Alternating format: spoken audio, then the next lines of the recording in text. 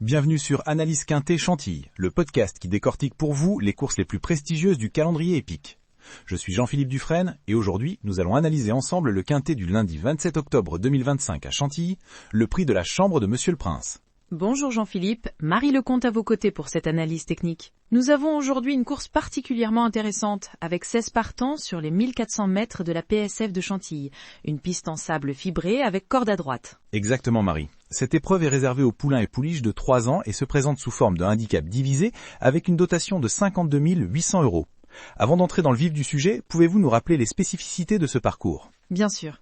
Le tracé de 1400 mètres sur la PSF de Chantilly est particulièrement sélectif. Il présente un profil rectiligne avec une ligne droite relativement courte. Cela signifie que les concurrents bien placés dans les cordes conservent souvent un avantage, tandis que les chevaux attentistes auront besoin d'un rythme soutenu pour espérer revenir. Les numéros de cordes joueront donc un rôle déterminant aujourd'hui. Commençons par évoquer les favoris de cette course. Qui se dégage selon vous comme le cheval à battre ? Sans conteste, Doba, portant le numéro 12, s'impose comme la référence de cette épreuve. Ce pensionnaire de la famille Lerner affiche une régularité exemplaire avec des performances récentes remarquables, une victoire à Deauville et une seconde place dans un quintet de référence. Sa musique 1P, 3P, 2P parle d'elle-même. Ajoutons à cela la montre de Christophe Soumillon, un atout majeur, et nous avons là notre favori logique à la cote de 4/1. Effectivement, Doba présente un profil solide, mais la course ne se résume pas à un seul cheval. Quels sont les autres concurrents qui pourraient jouer les premiers rôles ? J'ai particulièrement suivi Canezza, numéro 13, une pouliche issue de l'élevage Agacan, montée par Michael Barzalona. Sa musique indique 0P, 1P, 3P, mais je pense qu'il faut la juger sur un échantillon plus large.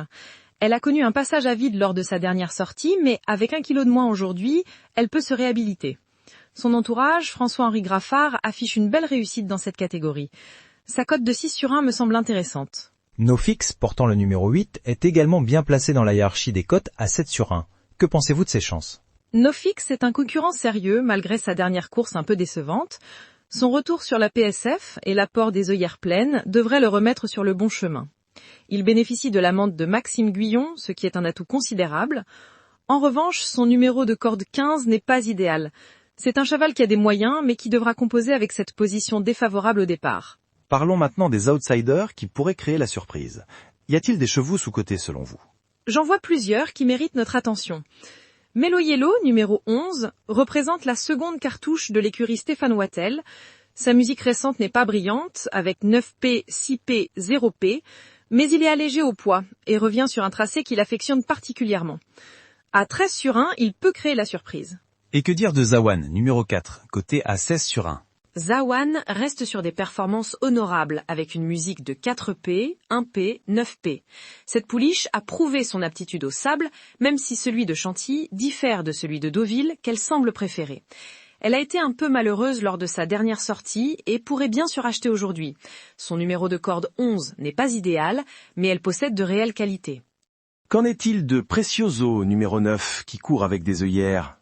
Precioso présente une musique de 0P, 5P, 4P, qui ne plaide pas en sa faveur au premier abord. Néanmoins, ce cheval est descendu d'une livre poids et a déjà montré sa compétitivité dans les quintets parisiens.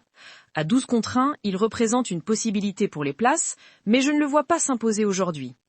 Un mot sur Ashera, numéro 6, qui semble avoir les faveurs de certains pronostiqueurs. Ashera vient effectivement de s'imposer pour sa rentrée dans une classe 2, ce qui est encourageant.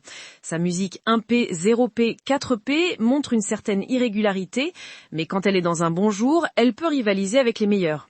La question est de savoir si elle confirmera sur la PSF de Chantilly une surface où elle n'a pas encore totalement convaincu. À 24/1, elle représente une belle cote pour les joueurs audacieux. Pour terminer cette analyse détaillée, pourriez-vous nous donner votre synthèse et vos chevaux préférés pour ce quintet ? Après cette analyse approfondie, je place Doba, 12, en tête de mes préférences, suivi de près par Canezza, 13, qui peut se racheter aujourd'hui. Je n'écarte pas NoFix, 8, malgré son mauvais numéro, et j'inclus Melo Yellow, 11, et Zawan, 4, pour compléter le quintet. En outsider, capable de créer la surprise, j'ajouterai Precioso, 9, qui peut accrocher une place à belle cote. Merci Marie pour cette analyse technique et détaillée. Pour résumer notre pronostic pour le prix de la Chambre de Monsieur le Prince à Chantilly, nous retenons donc les numéros suivants. 12, 13, 8, 11, 4, avec le 9 en outsider. Tout à fait, Jean-Philippe.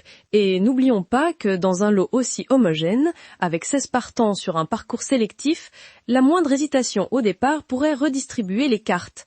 Les parieurs devront être particulièrement attentifs aux conditions de la piste et aux dernières évolutions des cotes avant le départ prévu à 13h55. C'était Analyse Quintet Chantilly avec Jean-Philippe Dufresne et Marie Lecomte. Merci à tous nos auditeurs de nous avoir suivis dans cette analyse du prix de la chambre de Monsieur le Prince. Retrouvez-nous demain pour un nouveau décryptage et n'oubliez pas, pariez toujours de façon responsable. À demain.